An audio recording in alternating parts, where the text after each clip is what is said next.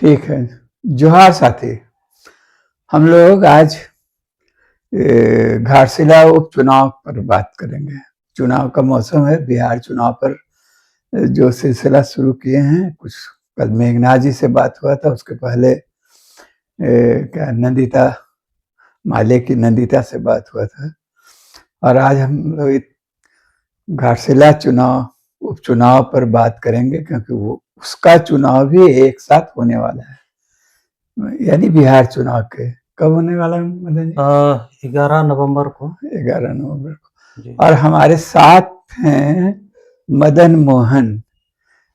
आप सबके परिचित भी होंगे, ज्यादातर जो सोशल एक्टिविस्ट हैं झारखंड के, और जो जमशेदपुर ये रांची के जमशेदपुर में ऐसे मूलतः रहते हैं, इसलिए सारे लोग जानते हैं इनको बहुत दिन से सामाजिक क्षेत्र में। और हमारा परिचय तो बहुत बहुत पुराना है, क्योंकि ये छात्र संघर्ष वाहिनी जब का टीम जब बन रहा था झारखंड में 80 के दशक में, 85 86 87 के आसपास, उस मदन जी जुड़े थे टाटा में। और ये दीपक रंजीत और वहाँ दिलीप वाहिनी, कुमार दिलीप, ये सारे साथी, चाहे कपूर बागी जो नहीं रहे, सारा ये टीम खड़ा हुआ था, जो वहाँ विस्थापित जो स्वर्ण रेखा नदी घाटी परियोजना का जो वहाँ था, चांडिल में डैम बन रहा था, उससे जो विस्थापन होने वाला था, उसके खिलाफ एक बड़ा आंदोलन इन लोगों ने नेतृत्व किया था। बाद में झारखंड मुक्ति वाहिनी के नाम से भी बहुत दिन तक काम हुआ। जब वाहिनी धारा में तो 30 वर्ष तक ही रह सकते हैं लोग छात्र संघर्ष वाहिनी में, तो उसके बाद ये लोग, तो हमारे मदन मोहन उस समय से हमारे परिचित हैं, और इत्तेफाक से कहिए कि उसी क्षेत्र में रहते हैं, यानी जमशेदपुर में रहते हैं अपना बालीगुमा में, और घाटशिला इनका कार्य क्षेत्र है। पॉलिटिकल महत्वाकांक्षा भी है वहां से, हालांकि अभी वो अपनी महत्वाकांक्षा को थोड़ा सा दबाए हुए हैं, क्योंकि भाजपा के साथ निर्णायक वहां लड़ाई झारखंड मुक्ति मोर्चा की होने वाली है। तो चलिए उस क्षेत्र के बारे में और चुनाव की अभी जो स्थिति क्या होगी, इस पर हम लोग इनसे बात करते हैं। मदन जी बताइए क्या हाल है? हाँ। और वहाँ जैसे आपको ये बताइए कि अभी कौन कौन लोग खड़े हैं, और उम्मीदवार कौन कौन हैं, उनका क्या प्रोस्पेक्ट लग रहा है? देखिए, घाटशिला विधानसभा उपचुनाव में 11 नवंबर को होने जा रही है, और अभी वहाँ पर मुख्य रूप से यदि प्रत्याशी के तौर पर यदि हम लोग देखते हैं, तो वहाँ पर झारखंड मुक्ति मोर्चा से हैं जो रामदास सोरेन के पुत्र हैं, सोमेश चंद्र सोरेन। इसके बाद जो है वहाँ भाजपा, जो पूर्व मुख्यमंत्री रहे हैं चंपाई सोरेन, चंपाई सोरेन के पुत्र भी हैं बाबूलाल सोरेन। और वहाँ पर जैसे हम लोग देखते हैं कि जो JLKM पार्टी है, जो पिछला बार उनका एक उपस्थिति रहा है उनका भी, हाँ, तो वो भी वहाँ से अपना कैंडिडेट दिए हैं। इसके अलावा वहाँ पर जो है, जैसे भारत आदिवासी पार्टी ने भी अपना प्रत्याशी उतारा है। इसके अलावा ऐसे काइक वहाँ पर क्षेत्रीय स्तर पर काइक निर्दलीय के तौर पर वहाँ पर लोग जो है उम्मीदवार के रूप में खड़े हैं। तो मुख्य रूप से यही है, झारखंड मुक्ति मोर्चा, भाजपा, और उसमें JLKM, और अभी भारत आदिवासी पार्टी भी अपना जमीनी तलाश रहा है, और बाकी निर्दलियों का वो भी लगे हुए हैं। जो जिसको बाप कहा जाता है, या भारत आदिवासी पार्टी पिछले इलेक्शन में भी थी क्या? पिछले इलेक्शन में भी थी, कैंडिडेट दिया गया था उसमें भी, पिछला बार भी, लेकिन शायद बहुत कम वोट आया था। हाँ, चूंकि वो अभी भारत आदिवासी पार्टी चूँकि ऐसा पार्टी है जो 2023 में ही इसका गठन हुआ है और बहुत कम समय में इतना कम समय में सभी राज्यों में बहुत प्रभावशाली बनना ये आसान बात नहीं है। हालाँकि जैसे अभी उनके पास राजस्थान में जैसे 4 विधायक हैं और 1 सांसद है। हाँ, इतने कम समय में भी इस दल का जो है एमएलए, एमपी अपना बनाने में सफल रहा है। लेकिन राजस्थान के अलावा बाकी प्रांतों में मतलब उस तरह से जनता के सामने जो है वो पहुँचने में अभी तक जो है सफल नहीं हो पाया है और उसी का नतीजा है कि वो जो है अभी भी थोड़ा-सा अभी संगठन का नहीं वो तो मजबूती नहीं है। जब इससे जुड़ा हुआ एक सवाल है जो आरोप लगता है कि जिन राज्यों में कोई आदिवासी बहुल इलाकों में झारखंडी जैसे झारखंड है माने आदिवासी बहुल इलाके हैं, वहाँ यदि कोई क्षेत्रीय पार्टी है मजबूत तो वहाँ बाप की भूमिका क्या हो सकती है? क्या ये आशंका नहीं है कि वो क्षेत्रीय पार्टी को ही जो सत्ता की दावेदार है या मजबूती से लड़ रही है सांप्रदायिक ताकत से उसको वो कमजोर करेगी? ये आरोप लगता है बाप पर या इस पार्टी पर। उसके बारे में क्या जवाब है उन लोगों का क्या कहना देखिए, है? ये आरोप को जो है हम इसको बहुत नकारात्मक नहीं मानते हैं। उसको हम लोग सकारात्मक दृष्टिकोण से देखते हैं।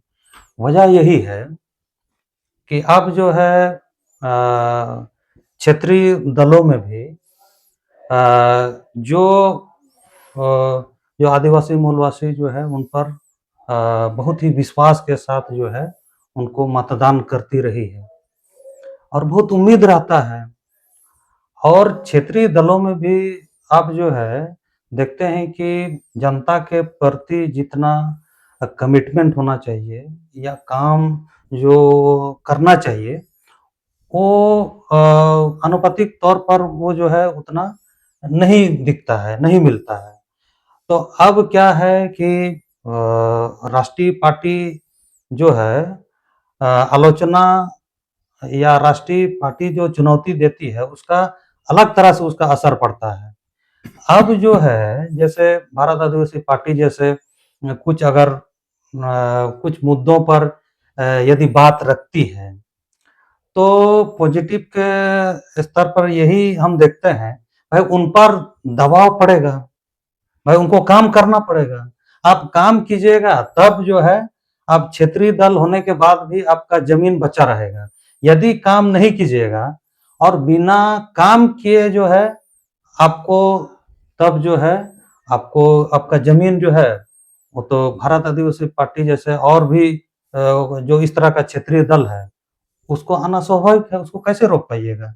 आप काम से ही ना उसको रोक पाइएगा, तो आपको तो काम करना पड़ेगा और जहाँ तक इस तरह का जो भी छोटे दल हैं और अभी का समय में जिस तरह से जो चुनावी जो माहौल है या चुनावी जो तामझाम है, वह बहुत आसान नहीं है।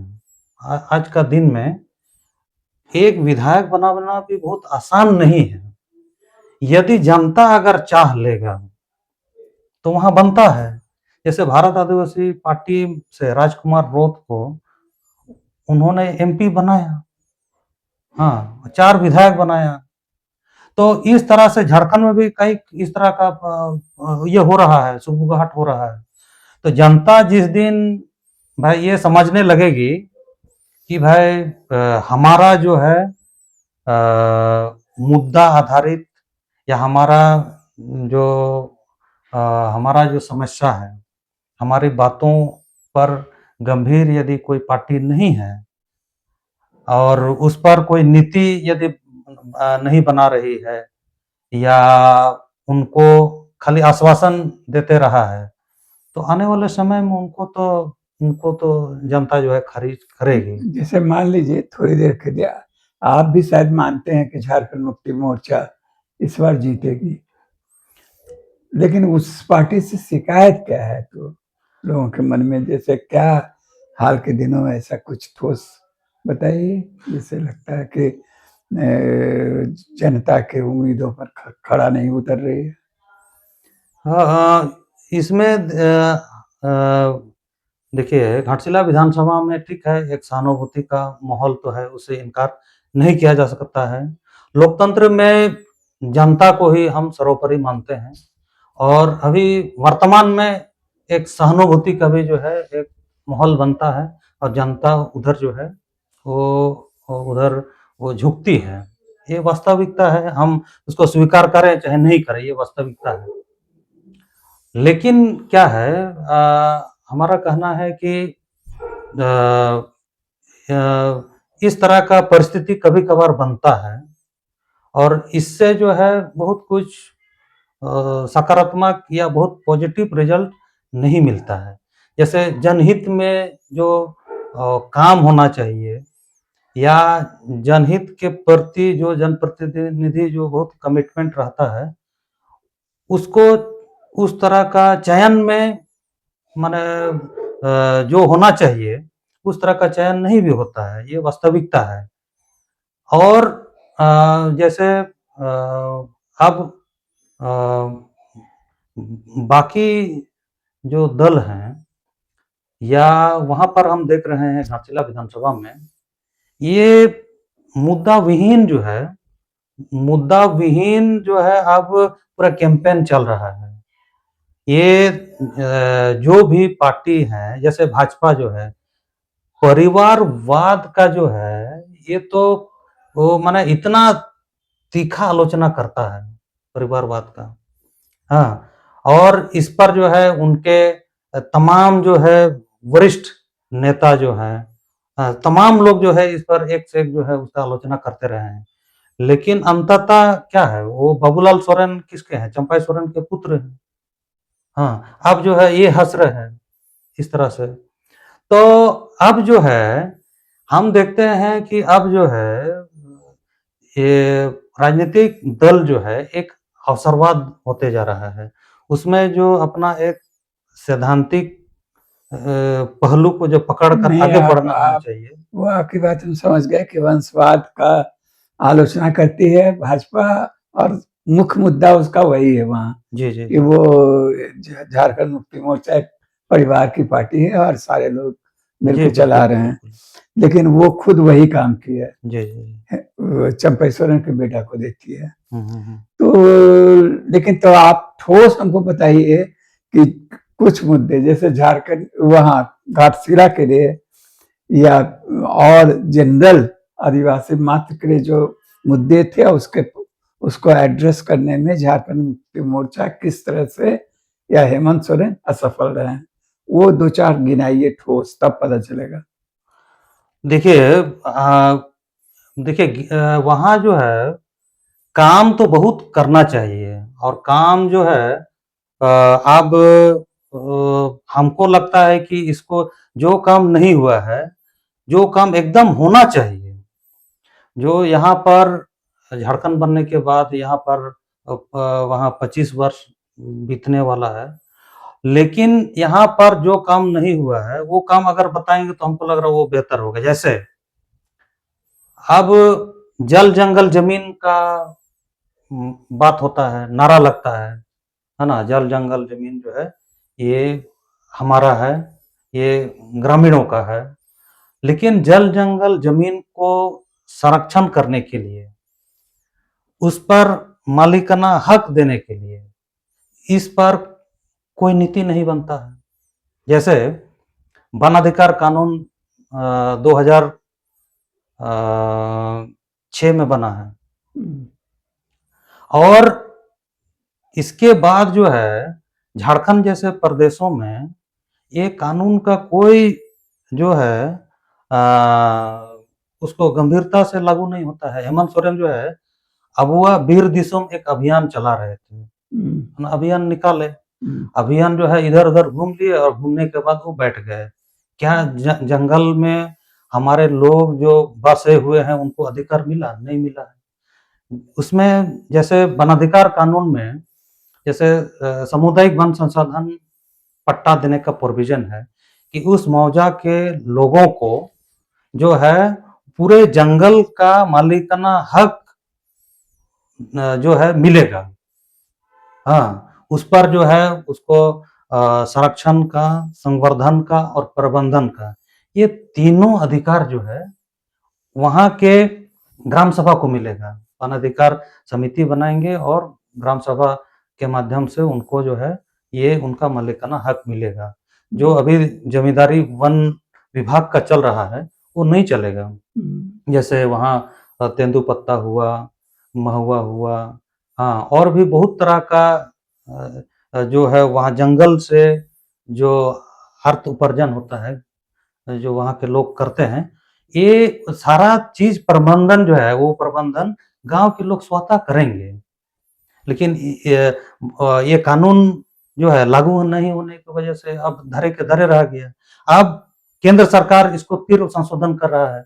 ये जो है 2023 में संशोधन फिर लाया है कि कानून जो है लोगों को अधिकार अभी मिला ही नहीं है वन में, जंगल में जो कानून बना है, फिर उस पर जो है संशोधन करके कारपोरेट को कैसे फायदा मिलेगा उस दिशा में यह संशोधन हो रहा है। तो हमारा कहना है कि नहीं, जो झारखंड पेशा कानून के को लेकर क्या रिएक्शन है वहाँ लोगों में? वही हम कह रहे हैं, अब वही मुद्दा पर हम आते हैं। जैसे पेशा पर जो है, ये पेशा जो है जो शेड्यूल एरिया है, शेड्यूल एरिया में जो ग्राम सभा है, ग्राम सभा को जो है उसको एक संवैधानिक अधिकार, जो पेशा 1996 में जो केंद्रीय कानून बना है उसको नियमावली बनाना है, राज्य सरकार को नियमावली बनाना है। लेकिन नियमावली जो है, नियमावली अभी तक बना ही नहीं है। अब गांव के लोग जो है आप पत्थलगड़ी कर दिए कि हमारा गांव में हमारा राज, पेशा कानून के द्वारा, हाँ, 1996 में जो केंद्रीय कानून है उसके द्वारा गांव के लोगों का नारा है कि हमारा गांव में हमारा राज होगा। हमारा राज होगा मतलब जो शासन व्यवस्था है वो स्वतंत्र रूप से वो अपना चलाएंगे, तो क्या क्या उनका अधिकार होगा। हाँ, तो ये सब नियम जो है, जो गाइडलाइन है पेशा 1996 का, उस गाइडलाइन के अनुसार आपको नियमावली बनाना था। लेकिन यहाँ ना भाजपा बनाए, ना ही यहाँ पर हेमंत सोरेन जो है अभी तक वो बनाने में सफल रहे हैं। तो आज हम लोग वही कह रहे हैं कि यहाँ पर झारखंड जैसे प्रदेशों में, यहाँ जैसे आदिवासियों का एक बहुल आबादी है, यहाँ पूरे जंगल से घिरे हुए एक बहुत बड़ा आबादी है, और एक परंपरागत रूढ़ी व्यवस्था वो उस पर जो है वो उस माध्यम से वो संचालित होता है। और आप जो है उसको जिस तरह से उसको आप नियमावली बना के, और आपका जो प्रशासन में जो डीसी रहेंगे, जो सीओ बीडीओ रहेंगे, जो थाना रहेंगे, ये तमाम जो है आप उसको नोटिफिकेशन जारी करके आप उसको कहिएगा कि भाई आप लोग जो है, आप जो है थाना को क्या क्या हस्तक्षेप करना है और क्या क्या नहीं करना है, जो गांव के अधिकार में होगा, ग्राम सभा का अधिकार होगा। अब डीसी का अधिकार जो है, बहुत तरह का अधिकार को जो है उसमें कम किया जाएगा और ग्राम सभा को मिलेगा। तो इस तरह का बहुत बड़ा उसमें ताकत है। लेकिन नियमावली के नहीं बनने की वजह से उसको जो है अधिकार देने से वंचित किया गया है। और घाटशिला विधानसभा में हम देखते हैं कि वहां भी जो कई तरह का जो प्राकृतिक संसाधन है, जैसे वहाँ एक यूरेनियम है, हाँ, यूरेनियम जो है वो केंद्र सरकार के अंतर्गत आता है, और केंद्र सरकार जो है बहुत अपने तरीका से, मनमर्जी तरीका से जो है उसको जो है वहाँ उस आयास के जो है उसका खदान होता है, और वहाँ कई तरह का गड़बड़ी वो लगातार दिखता है। जैसे वहाँ पर जो है अब पेशा कानून को यदि उसको जो है नियमावली जिस दिन बन जाएगा तो वो केंद्र सरकार से भी सवाल करने लगेगा। वहाँ यूरेनियम जो केंद्र सरकार चलाता है तो उसको भी सवाल करेगा, और राज्य सरकार के अंदर जो भी इस तरह का योजना बनेगी, उसमें भी वो ये करेगी, उससे एनओसी लेना पड़ेगा, ग्राम सभा से एनओसी लेना पड़ेगा। जैसे आप जो है बहुत जगह जो है राज्य सरकार अपने मर्जी से, अपने तरीका से जो है कोई भी जमीन जो है लीज दे देती है। वो ग्राम सभा से भी एनओसी लेने का कोई ऐसा कानूनी बाध्यता नहीं है।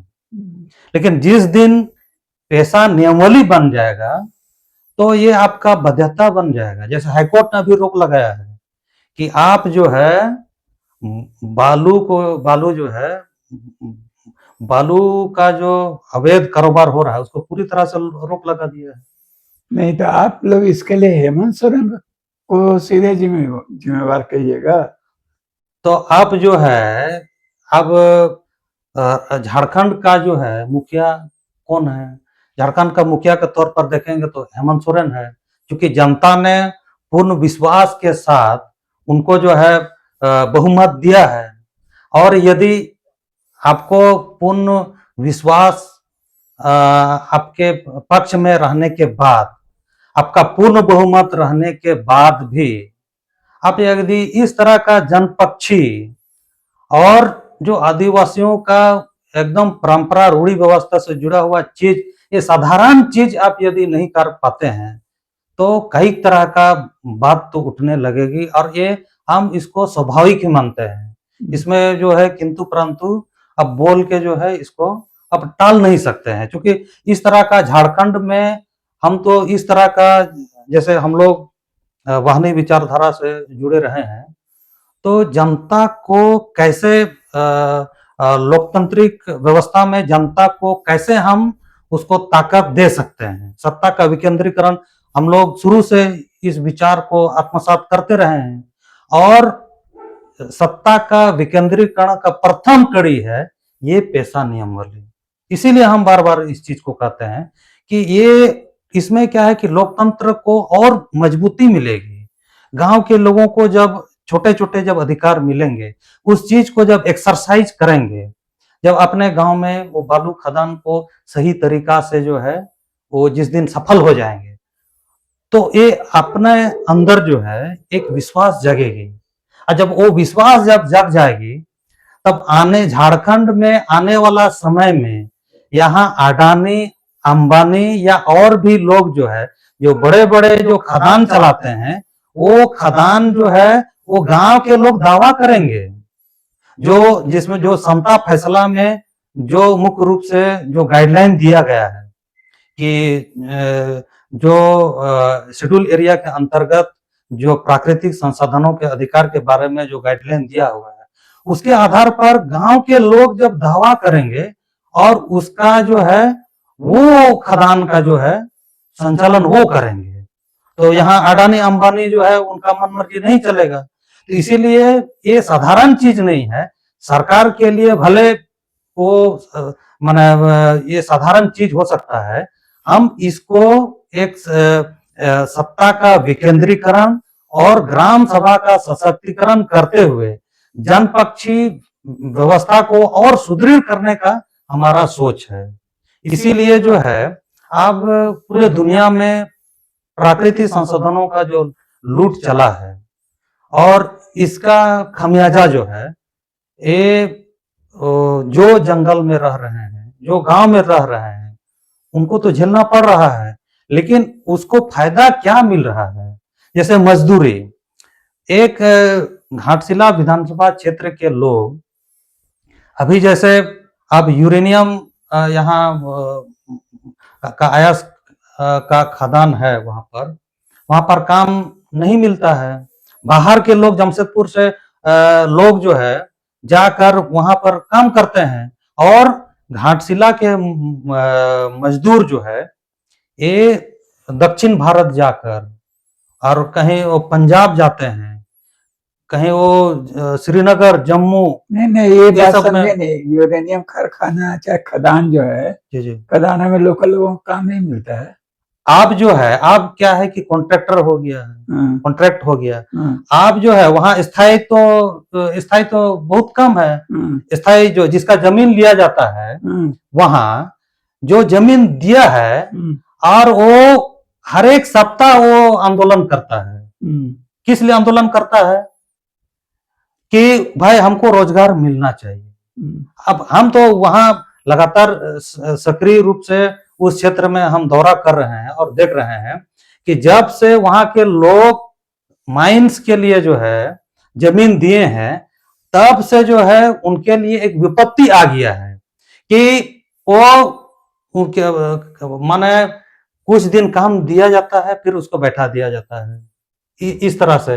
फिर जब वो आंदोलन करते हैं, रोड जाम करते हैं, कंपनी का गेट जो है धरना देते हैं, इसके बाद फिर उसको कुछ दिन काम दिया जाता है, फिर उसको बैठा दिया जाता है। लेकिन बाहर का लोग जो है उनको जो है हमेशा उनको काम मिलता है। तो इस तरह का कई तरह का जो वहां का पॉलिसी का जो गड़बड़ी है, तो ये तो आम है।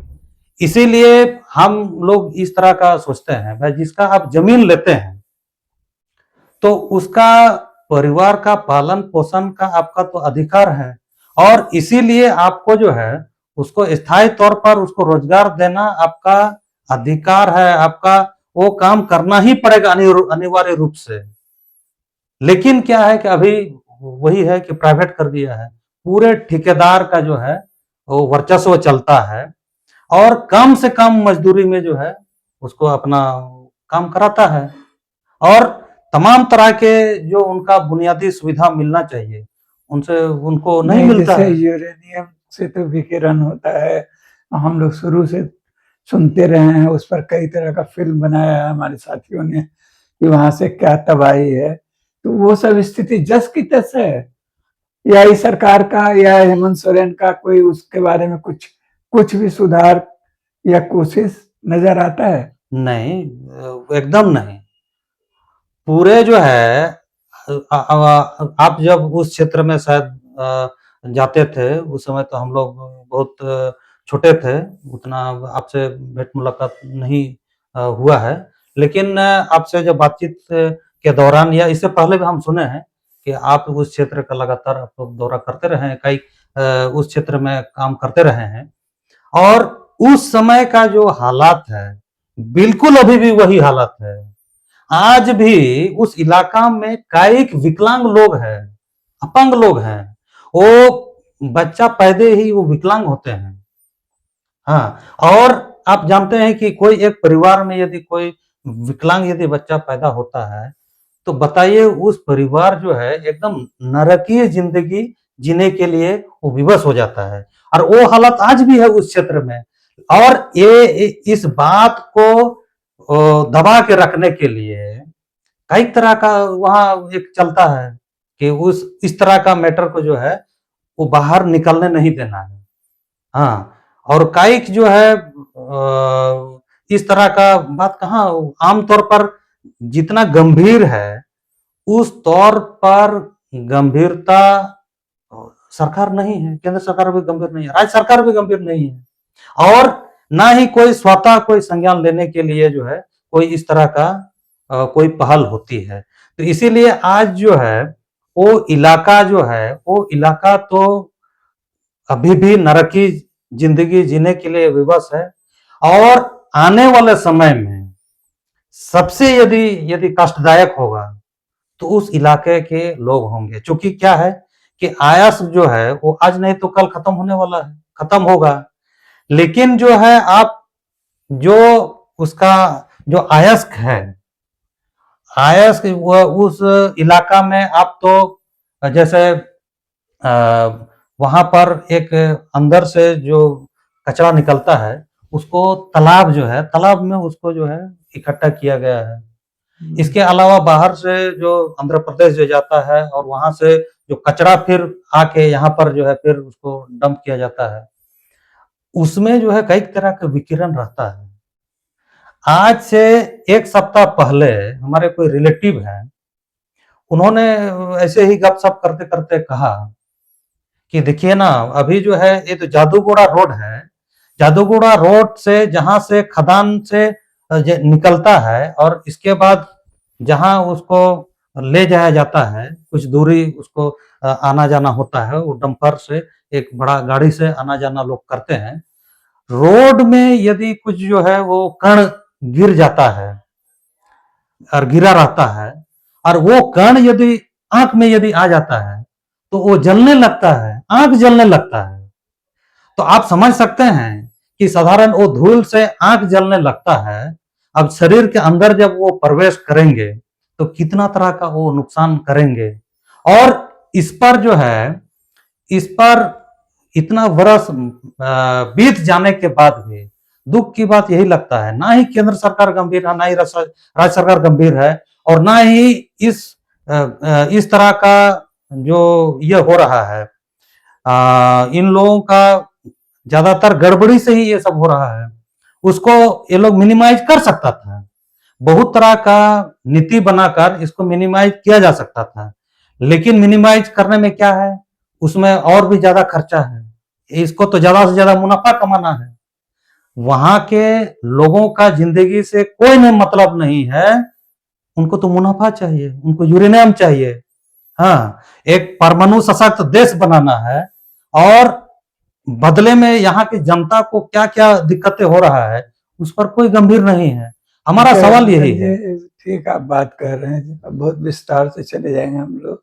ये बहुत त्रासद स्थिति है, इस पर किसी की चिंता नहीं है, ये गंभीर है। एक चीज जानना, लोगों में जज्बा है, जैसे आदिवासी समाज में ये शुरू से है, जल जंगल जमीन के लिए लड़ता रहा है। इधर कई लोग, मेरे कुछ मित्र हैं बाहर के, पूछते हैं कि क्या आज भी जल जंगल जमीन ही मुद्दा है या चीजें बदल रही हैं। अब इन जैसे ये संकट है, या मान लीजिए अभी जो वहाँ सेंचुरी बनने वाला है, बहुत जगह कहीं टाइगर रिजर्व बनने वाला है, तो जनता क्या तैयार है, या कोई सुगबुगाहट आपको लगता है आदिवासी जनता में कि इसके खिलाफ हो सकता है कि आज न कल निकट भविष्य में विद्रोह हो जाए? हाँ, ऐसा तो लगता है अभी भी जनता जो है, अभी भी ज्यादातर जनता जो है ना, विश्वास और उम्मीद के साथ जो है इंतजार कर रहा है।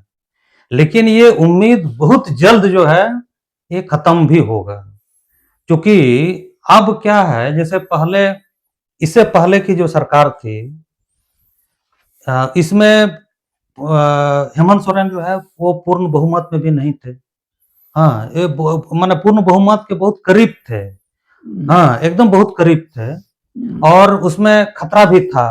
हाँ, सरकार जो है, कोई अगर बड़ा कोई डिसीजन ले लेंगे तो कौन नाराज होंगे, क्या हो जाएगा, सरकार कैसे चलेगा, इस तरह का स्थिति था। लेकिन अब जो है, अब वो स्थिति थोड़ा बदला है। अब हेमंत सोरेन वो पूर्ण बहुमत में है, और इंडिया गठबंधन जो है वो पूरे बहुमत में है। अब जो है, ये लोग के पास अब कोई मजबूरी नहीं है। अब यदि ऐसा हालात में कोई यदि काम नहीं होता है, तो भाई आपके आपके जो है, आपके नियत पर जो है सवाल जरूर उठेगा, और वो सवाल उठ रहा है।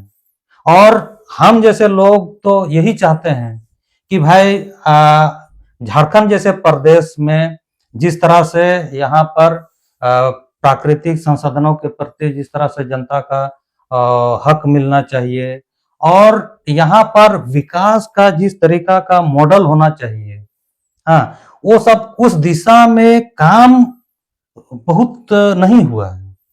और जनता जो है छिटपुट जगह जो है, कुछ कुछ जगह में अब बोलना शुरू किया है, मतलब जो है अब सुगबुगाहट होना शुरू हो चुका है। अब जो है, अब ये अब आगे किस रफ्तार से आगे बढ़ेगी तो आने वाला समय ही बताएगी।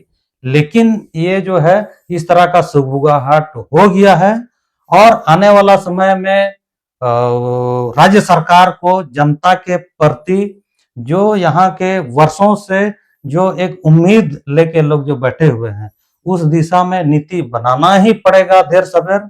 यदि इसमें असफल हुए हैं तो विद्रोह तो निश्चित तौर पर बहुत जल्द ही विद्रोह एक दिखेगा, ये हम लोग को लगता है। लेकिन चलिए, लगता है कि जो विश्वास थोड़ा बहुत बचा हुआ है इस सरकार के, अगुआ सरकार पर, तो वो काम आएगा इस चुनाव में, और शायद झामुमो जीत जाए वहां से। ऐसा ही हम लोग की इच्छा भी होनी चाहिए, देख लिया जाए जब इतना किया गया है। हाँ, वो तो देखिए, वो तो जनता है, लोकतंत्र में जनता ही उसको सर्वोपरि मान के हम लोग चलते हैं। और आज वही हम बोल रहे हैं, जनता जो है हमेशा स्थायी नहीं रहा है। अभी वर्तमान में ठीक है, जनता जिस तरीका से अपना सोच रही है उस तरीका से मतदान भी करेगी, लेकिन हमारा सोच वहां तक नहीं है। आने वाले समय में जो होना चाहिए हम वो बात भी कर रहे हैं, और निश्चित तौर पर हम लोग जिस तरह का सोच रहे हैं, और परिणाम भी उसी रूप में ही आएगा ही। लेकिन हमारा कहना वही है कि आगे क्या होगा, आगे के लिए भी हम लोग को सोचना पड़ेगा, गंभीर होना पड़ेगा। ठीक है मदन भाई, ठीक है, चलिए ठीक है। जोहार साथियों, सुनिएगा ध्यान से, और उम्मीद करते हैं कि ये जो है, ये जो झारखंड सरकार के प्रति, अगुआ राज के प्रति जो बचा खुचा है उम्मीद, वो काम आएगा, और इस चुनाव में, घाटशिला के उपचुनाव में झारखंड उम्मीदवार इस बार जीतेंगे, जीत जाएंगे। धन्यवाद सबको। चलिए।